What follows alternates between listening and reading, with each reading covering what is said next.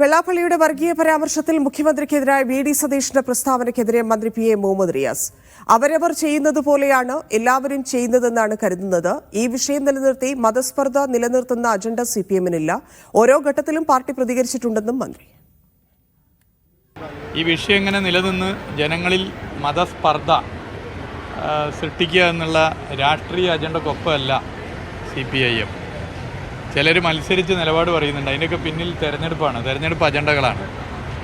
ഇതുപോലുള്ളൊരു വിഷയത്തെ കേവലം ഒരു തെരഞ്ഞെടുപ്പ് അജണ്ടയുമായി ബന്ധപ്പെടുത്തിക്കൊണ്ട് മാത്രം പറയേണ്ടതല്ല.